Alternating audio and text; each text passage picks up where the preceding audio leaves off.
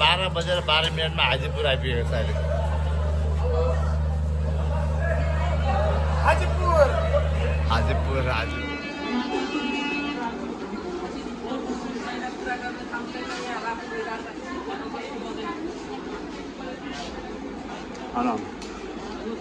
यहाँ हिँड्ने हो कि यहाँ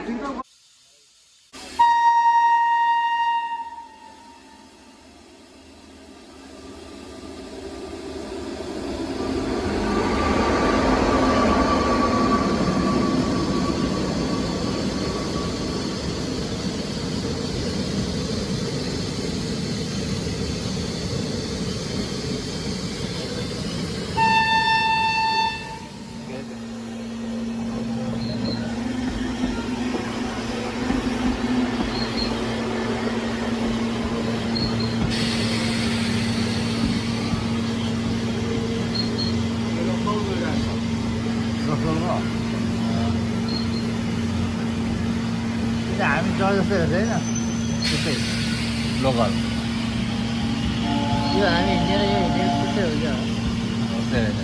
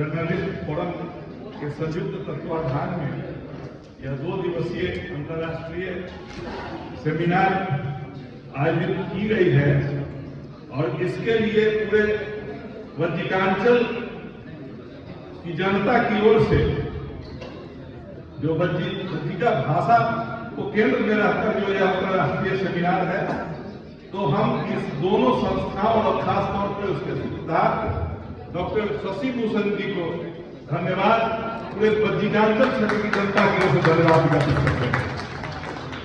हम धन्यवाद ज्ञापित करते हैं इस कार्यक्रम में जो मॉरिशस से चल कर आई और आपके जो कामों के चलते आपको प्रवासी सम्मान भी मिलना है, तो इतना कीमती समय इस सेमिनार में आपने दिया है आदरणीय डॉक्टर सरिता मुर्मू जी को। यह पूरा वज्जिकांचल क्षेत्र और यह जो संस्था है वह आपको आपके प्रति धन्यवाद ज्ञापित करती है। हम धन्यवाद ज्ञापित करते हैं इस कार्यक्रम में थाईलैंड के जो गुरु हैं डॉक्टर पीसी चंद्रा जी, उनके प्रति हम अपनी श्रद्धा सुमन अर्पित करते हैं, उनके प्रति धन्यवाद ज्ञापित करते हैं। अभ्यागत का स्वागत हमारी परंपरा रही है और इस धरती पर, इस महावीर की धरती पर हमारे विदेशों से कई मेहमान आए हैं, नेपाल से, थाईलैंड से, मॉरिशस से। उन सभी मेहमानों का जो मंच पर है या मंच के इधर भी हैं, उन सभी मेहमानों के प्रति हम धन्यवाद ज्ञापित करते हैं। हम धन्यवाद ज्ञापित करते हैं अहर्निश मानवता की सेवा में लगे पद्मश्री डॉक्टर जितेंद्र सिंह जी का, जो हमारे अति विशिष्ट अतिथि हैं।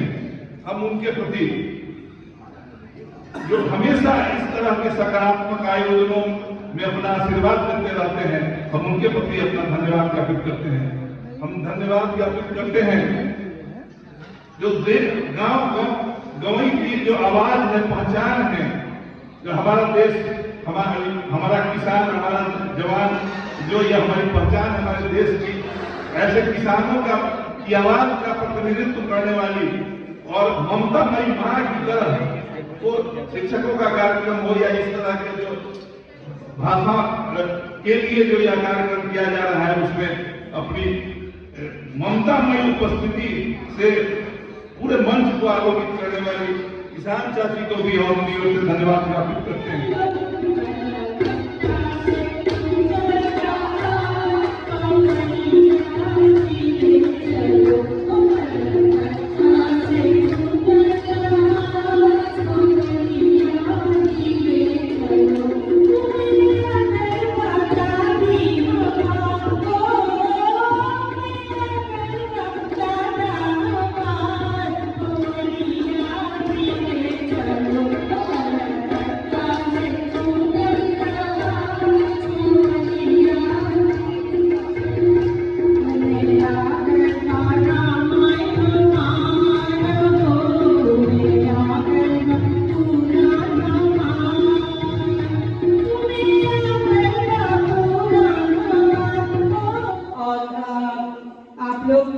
के भी हमारे साथ खून का रिश्ता है, भाषा का रिश्ता है और समाज और सब हमें पड़ोस के हैं भारत से, लेकिन भी मॉरिशस से भी जुड़ा हुआ था।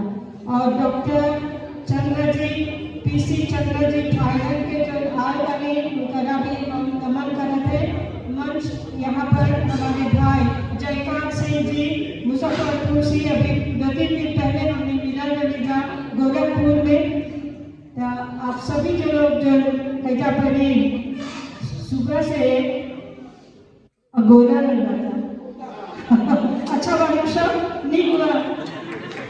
हैजा परी सब कोई बैठा हुआ था काहे खातिर भाषा के भूख खातिर। अभी 3 बज गए, सब कोई भूखे बना, भूख का आवत है ना, लेकिन भाषा खातिर सब कोई भूखल बाटे, सब कोई बैठल बाटे, नहीं तो सब कोई पूछ के चल जाला।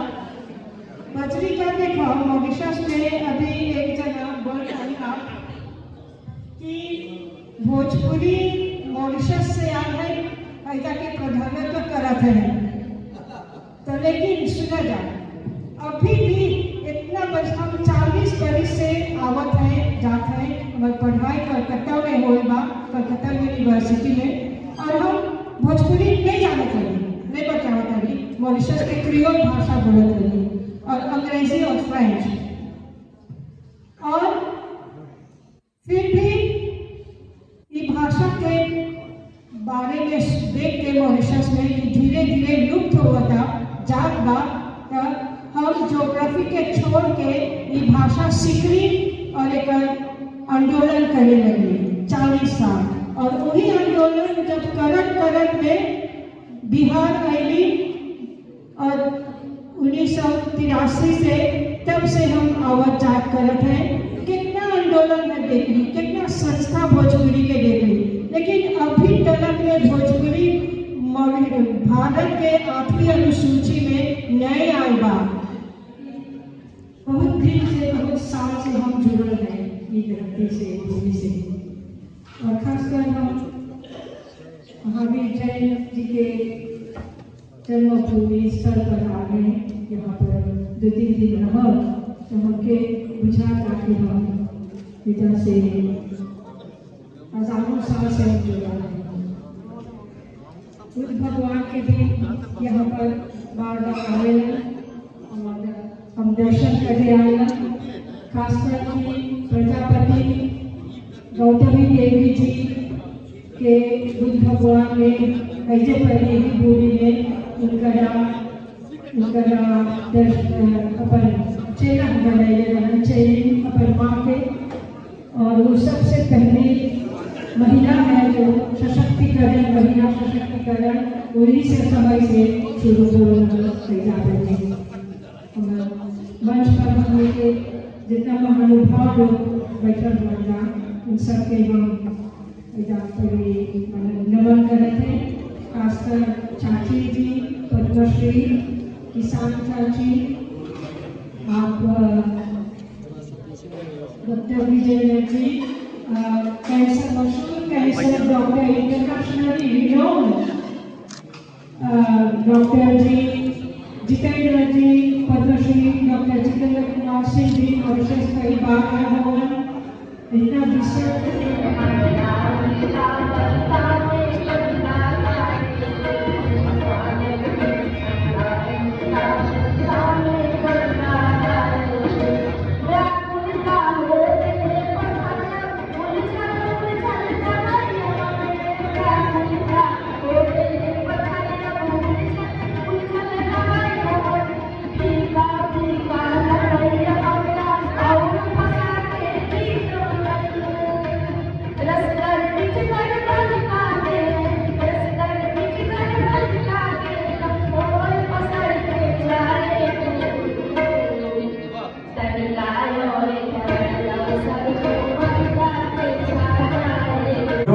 संस्कृति के उद्गम स्थल है। पहाड़ी क्षेत्र से, जंगल क्षेत्र से लोग नदी के रास्ते आकर के यहाँ पर पहला विधान समाज बना के गंगा के किनारे रहने के लोग शुरुआत करें, और वहीं से जंगली जीवन त्याग करके सामाजिक पारिवारिक जीवन स्थापित करें। इसलिए हमारा बहुत गर्व हो रहा था कि हम उस क्षेत्र के निवासी थे, और वही क्षेत्र मैंने इस लगातार नेतृत्व करे जा रहा है, तब हम सब गौरवशाली थे। आज हमारे यहाँ विदेश से भी लोग आए थे, हमारा बहुत गर्व हो रहा था कि हमारे यहाँ महावीर जी जन्म लेना, बुद्ध के पहला पाठशाला की वैशाली की है, और गणतंत्र के राजधानी बनल, यानी 8 गण के मिला करके जो राजधानी बनल मुखिया वैशाली बनल। तो संपूर्ण विश्व के गणतंत्र का निर्माण है, पहला गणतंत्र स्थापित है, जिसका उद्देश्य लेके संपूर्ण दुनिया में गणतंत्र स्थापित है। जहाँ राजतंत्र की भी स्थिति है वहाँ भी गणतंत्रात्मक स्थितियाँ चल रही है, लोग उस सोच पर काम कर रहे हैं। तो हम सब एवं सारा भी भाग्यशाली है। दूसरा बात कि आम्रपाली विश्व सुंदरी ओकरा कर सके छी, पीछे जाने वन वे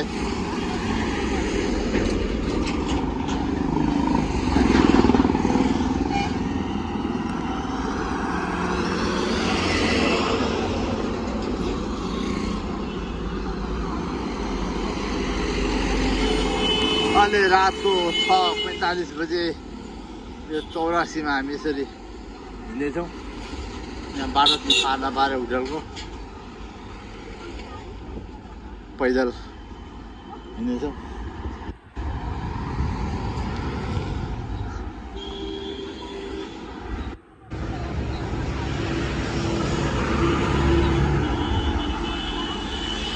चौरासिया चौक है ना, चौरासिया चौक।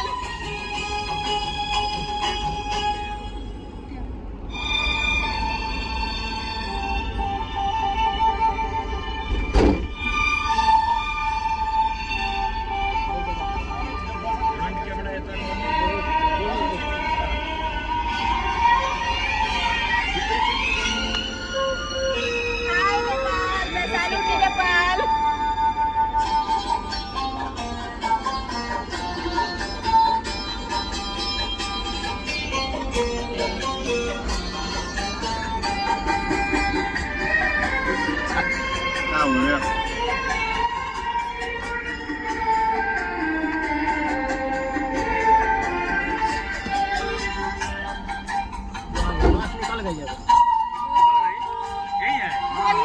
चलिए ना जल्दी जल्दी पकड़ा देना ना। नहीं पकड़ा और राज नर्तकी किनकी थी? आम्रपाली की जगह थी। आम्रपाली, क्योंकि जो राजाओं के दरबार में जो सबसे सुंदर होता था उसको उस तरह का दर्जा दिया जाता था। जो अनमैरिड होती थी, फिर शादी उनका नहीं होता था, ठीक है। तो वह बहुत ही सुंदर थी और राज दरबार में उनकी जगह थी आम्रपाली की, और वो बहुत ही फेमस कन्या थी। तो वो फेमस कन्या थी, वो किसी भी को प्रभावित कर देती थी। उनके व्यक्तित्व से, उनके रूप रंग से, उनकी व्यवस्था से वो बहुत प्रभावित करती थी। तो इस वजह से उनके व्यक्तित्व से और गौतम बुद्ध के व्यक्तित्व से आम्रपाली प्रभावित हो गई। और आम्रपाली जब प्रभावित हुई तो उस समय क्या होता था, वैसे राज जो लड़कियां होती थी जो राज दरबार में जिनको उस तरह का दर्जा होता था, उनको कुछ क्षेत्र मिला होता था। ये सारी जगह जो आम्रपाली का क्षेत्र था, जब वो फॉलोअर हुई किनके फॉलोअर? भगवान बुद्ध के फॉलोअर हुए, तो वो सारे भगवान बुद्ध का हो गया, तो वो तो उनके फॉलोअर हो गए। तो यही वो जगह है जहाँ पे भगवान बुद्ध से उन्होंने उनके प्रवेश द्वार के लिए किया, बुद्ध धर्म में यह वहाँ प्रवेश उनका हुआ था। और यहीं पे आम्रपाली रहती थी। उनका वहाँ टॉयलेट रूम, बेडरूम, बाथरूम सारे जगह है जो आप खुदाई में आप देख रहे हैं, सब जगह है। तो यह 10-15 वर्षों तक यह इलाका जो था जहाँ पे भगवान बुद्ध रह के स्पीच दिए थे और लोग उनके अनुयायी होते चले गए। तो ऐसे आप बौद्ध संगति भी 2-3 बार यहाँ हुआ। तो ये बहुत ही हिस्टोरिकल जगह है, बहुत ही स्पिरिचुअल जगह है। और आज भी आप आए होंगे तो जहाँ जगह आप देखे होंगे, गए होंगे वैशाली में, आपको वहाँ पीस आपको मिलता होगा। जहाँ जिस स्थान पर जाते होंगे आपको मानसिक शांति की अनुभूति होती होगी।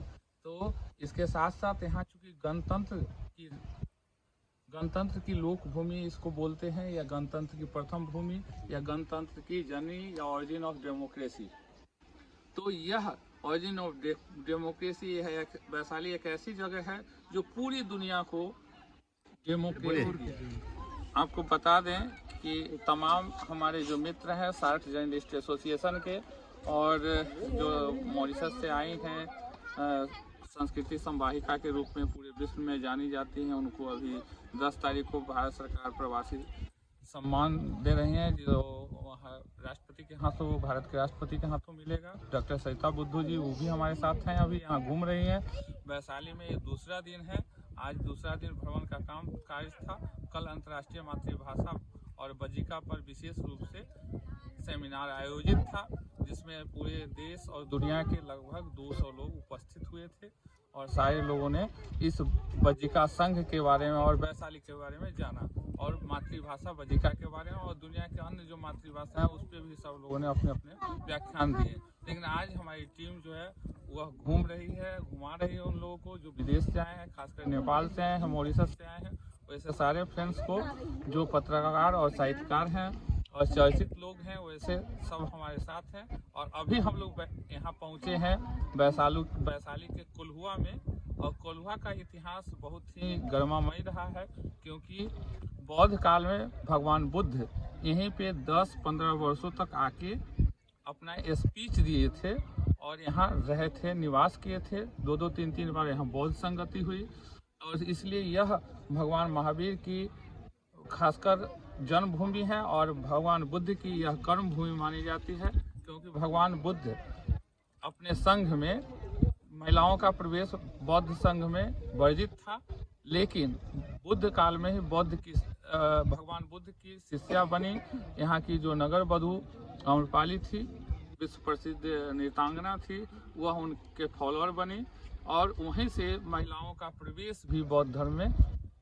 प्रवेश होना शुरू हुआ। वो यही जगह है, यहाँ प्रजापति गौतमी और स्वयं आम्रपाली भी यहाँ रहती थी और ये क्षेत्र पूरा वैशाली बौद्ध में था उस समय। और आज भी पूरी दुनिया में लोग जहाँ कहीं भी लोग जाते हैं, भारत के जो लोग होते हैं, चाहे हमारे भारत के प्रधानमंत्री हों या राष्ट्रपति हों या जितने भी वीआईपी लोग हैं, वो बाहर में कहीं जाते हैं तो इसी भूमि, इसी भारत भूमि, खासकर वैशाली भूमि जो क्षेत्र है, यहाँ के भगवान महावीर और भगवान बुद्ध की चर्चा वो करते हैं और उनका नाम से ही उनका स्पीच शुरू होता है।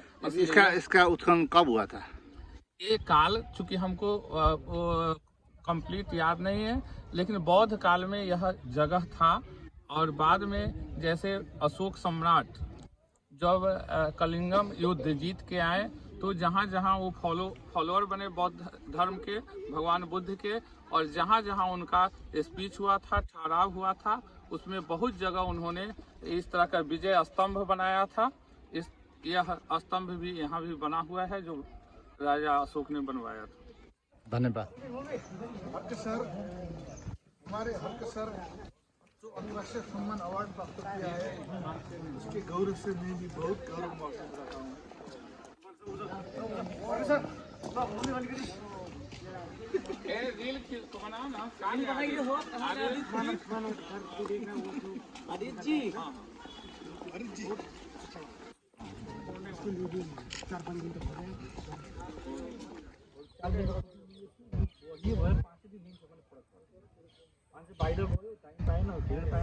शांति स्तूपा, वैशाली शांति स्तूपा।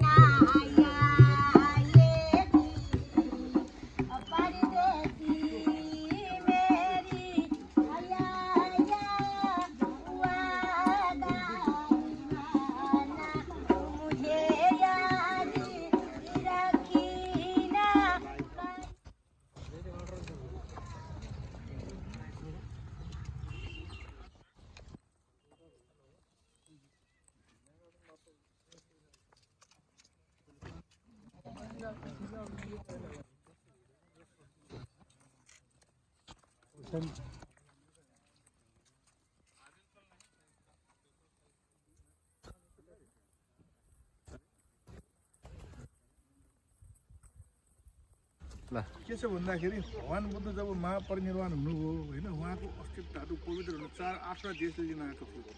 यसमा चाहिँ लिसिबीहरूका भारत चाहिँ वैशालीका लिसिबीहरूले यो ठाउँमा लिन आएको कि वैशालीको लिसिबी। जसरी कुशीनगरबाट मल्लहरूले लियो, पावाबाट मल्ल लियो, ग्रामको कोलीहरू लियो, वेदद्वीपको ब्राह्मणहरूले लियो, होइन, कपिलवस्तुको शाक्यहरूले लियो, जस्तै लिसिबी गार्डनहरूले यो ठाउँ लिन आएको। त्यस कारण यो पवित्र स्थल हो। बोलिए सर, इसके बारे में जानकारी थोड़ा दीजिए। ये जो जगह है वैशाली है और वैशाली में बौद्ध लॉर्ड बुद्धा का जो अस्थि कलश है, वो अस्थि कलश रखने का ये जगह है। तो हुआ क्या कि इस अस्थि कलश को जब व्यवस्था नहीं थी तो नीतीश सरकार ने इसको पटना में शिफ्ट किया, लेकिन यहाँ के जो पूर्व सांसद थे, उस समय सांसद थे रघुवंश बाबू, वो नहीं रहे। उन्होंने हाई कोर्ट में इसकी रीड दायर किया और हाई कोर्ट ने आदेश दिया कि उसको वैशाली में स्थापित किया जाए। और इसीलिए पूरे वैशाली में बहुत बड़े जगहों पे, वो सारा देख रहे हैं आप उधर, वो पूरा लगभग 60-65 एकड़ में एक म्यूजियम बन रहा है। उस म्यूजियम में वहाँ इनके अस्थि कलश को स्थापित किया। इसका ये जगह है, इसके बारे में कैसे पता लगे, इसके इतिहास के बारे में थोड़ा जानकारी दीजिए। आपको बता दें कि यह वैशाली एक ऐसी जगह है जिसको माना जाता है कि गणतंत्र की प्रथम भूमि है, लोकतंत्र की, डेमोक्रेसी की प्रथम भूमि इसको माना जाता है। क्योंकि गणतंत्र जो है ना, जहां आप प्रजातंत्र की बात करते हैं, वहां यही एक ऐसी जगह है जहां से इसकी शुरुआत हुई थी लिच्छवी गणराज्य के रूप में। और ये जगह नृत्यांगना अम्रपाली के लिए फेमस है, क्योंकि जब वो राज नर्तकी थी तो भगवान बुद्ध जब यहाँ आए थे तो पहली बार उन्होंने उससे प्रभावित होकर बौद्ध धर्म में उन्हें प्रवेश करने की इजाज़त दी थी। इसलिए यह माना जाए कि पूरे विश्व में महिला सशक्तिकरण का पहला उदाहरण वैशाली ही है जहाँ बौद्ध धर्म में स्त्रियों का प्रवेश हुआ था। नहीं सर, हम आपको पीछे के बारे में, थोड़ा पीछे है ना ये जगह है, इसका जगह के बारे में थोड़ा जानकारी दीजिए ना। मैंने आपको बताया कि यह भूमि दो नामों से जाना जाता है। एक तो भगवान बुद्ध की कर्म भूमि रही है, लगभग 10 से 12 वर्षों तक वो आके यहाँ स्पीच दिए और वहीं अम्रपाली भी इनका फॉलोअर बनी। उसके साथ साथ आनंद भी आए थे और उनकी मौसी जो थी अम्रपाली की, वो लोग भी थे। वो इतिहास में वर्णित है बहुत, उसके बारे में चर्चा है। इसके साथ साथ भगवान महावीर थे, जहाँ आप लोग अभी ठहरे हुए हैं, वहाँ भगवान महावीर का जन्म स्थल है जो यहाँ से 1 किलोमीटर दूर पे है। और साथ ही यहाँ से 5 किलोमीटर दूर कोल्हुआ है जहाँ पे अशोक स्तंभ भी है और जिसको राजा अशोक ने बनाया भी था। बगल में शांति स्तूप है जिसको शंकर दयाल शर्मा उसकी शुरुआत किए थे, उद्घाटन किए थे।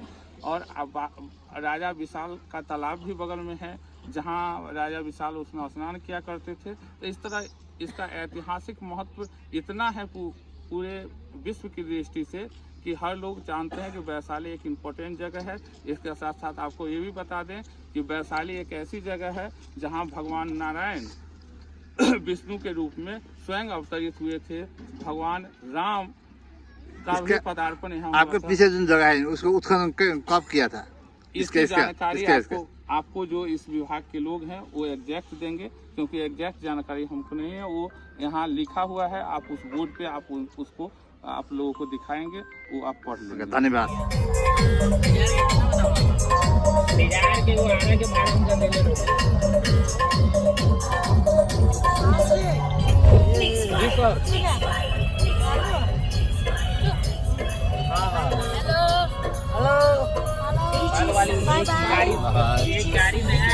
जैन मन्दिर भएन विश्व शान्ति स्तूप अभिषेक पुष्करणी, त्यहाँबाट हामी अब जान्छौँ। 8:33 जाँदा सुधै यो हुस्सु लागिरहेको छ अहिले। यो वैशाली बिहारमा पर्ने वैशालीमा, इन्डियाको वैशालीमा बिहानको समयमा यो यस्तो दृश्य हुस्सु लागेको छ। अहिलेको समय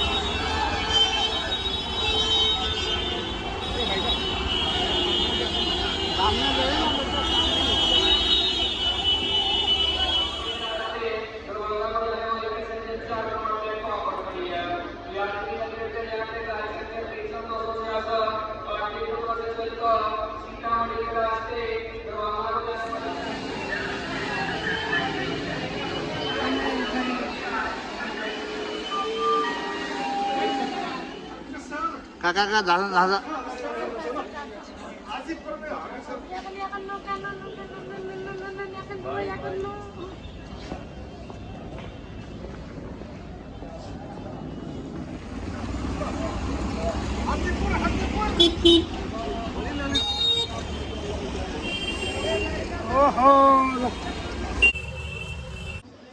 ल सर्वप्रथम त हजुरको परिचय जान्न चाहे। जय हवा भाइ, यो हवा माई मन्दिर हो, हामीले माई स्थान पनि भन्छौँ र चाहिँ मेरो नाम राजेश्याम प्रसाद उपाध्याय हो, म यहाँको मूल पुजारी हुँ। अब यो यसको स्थापना कहिले भएको, कसरी भएको, यसको बारेमा छोटो जानकारी लिन चाहे। यसको स्थापनाको बारेमा के छ भनेपछि मुख्यतः लिखित रूपमा केही पनि छैन, तर हामी यसलाई चाहिँ 240 वर्ष अगाडिको स्थापनाकाल मान्छौँ र हाल अहिले आएर चाहिँ यो तपाईँले जुन देखिरहनु भएको छ नवनिर्मित मन्दिर हो, भवन हो, यसको चाहिने 12 वर्ष पुग्यो र योभन्दा अगाडि योभन्दा अलिकति छोटो साइजमा थियो। अनि जेल पनि प्रयोग हुनाले त्यसलाई गरेर फेरि निर्माण गरिएको। अब यसको आय स्रोत भवन निर्माण गर्दा आय स्रोतहरू कहाँ कसरी चाहिँ तपाईँलाई के छ भने सर्वसाधारण जनताद्वारा पहिले पनि बनेको थियो र त्यसैलाई ध्यानमा राखेर सर्वसाधारण सबैको यसमा अंश परोस् भनिकन चाहिने चन्दा आह्वान गरिएको थियो, जसमध्ये चाहिने यो तपाईँ उहाँ भित्ताहरूमा हेर्न सक्नुहुन्छ सबै दाताहरूको नामावली राखिएको छ। 7 लाखदेखि लिएर 25,000सम्म दिने दाताको नामावलीहरू चाहिँ त्यहाँ राखिएको छ र त्यसैबाट चन्दा सङ्कलन गरेर त्यसद्वारा चाहिँ निर्माण गरिएको। अब यो जति बनाइसक्नु भएको छ यसको संरक्षणको लागि चाहिने यसको आय स्रोत छ। यसको आय स्रोत के छ भनेपछि हजुरको अब यहाँको काम गर्ने कर्मचारीहरूको लागि चाहिने चन्दा बाकसहरू राखिएको छ, त्यसबाट आय आर्जन हुन्छ। त्यसपछि गएर उतापट्टि हाम्रो यो सम्पूर्ण भवन धर्मशाला हो र त्यहाँको चाहिने पैसाबाट आम्दानीबाट त्यसबाट पनि संरक्षणको व्यवस्था मिलाएको। अनि यो जस्तो पहिला त पुरानो अब कति वर्ष पुरानो भन्नुभयो? 240 वर्ष। हामी 240 वर्ष पुरानो मन्दिरलाई यहाँको नगरपालिकाले कस्तो दृष्टिकोणले हेरिरहेको छ नि? अहिलेसम्म त यहाँ समिति छ, माइस्थान सञ्चालक समिति, गाउँमाई मन्दिर सञ्चालक समिति भनेर उनीहरूले नै सञ्चालन गरिरहेका छन्। नगरपालिकाले यसमा सक्दो सहयोग बेला बेलामा गरिरहेको छ। नगरपालिकाले यस निर्माण कालको बेलामा पनि 17 लाख रुपियाँ डोनेसन गरेको त्यहाँ शिलालेखमा देखिन्छ र यो जति भवनहरू बनेका छन् ती जग्गाहरू पनि लगभग त्यही नगरपालिकाबाटै प्राप्त गरेको देखिन्छ। धन्यवाद छोटो जानकारी। यो वीरगञ्ज भन्सारको गेटबाट अहिले हामी 4:38 हामी नेपाल प्रवेश गरेका छौँ। आज नेपालतिर हाम्रो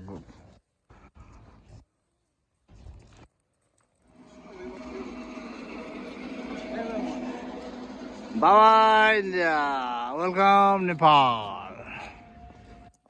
गुड मर्निङ नेपाल। जय नेपाल।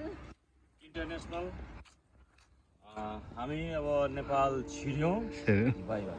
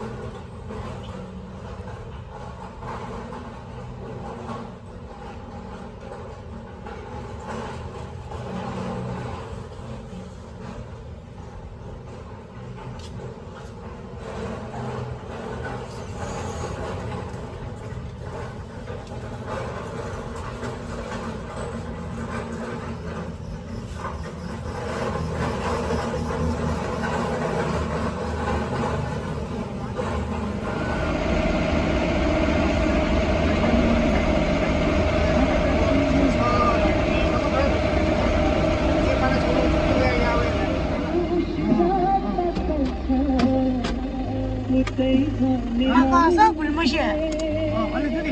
Suka kok. Ah,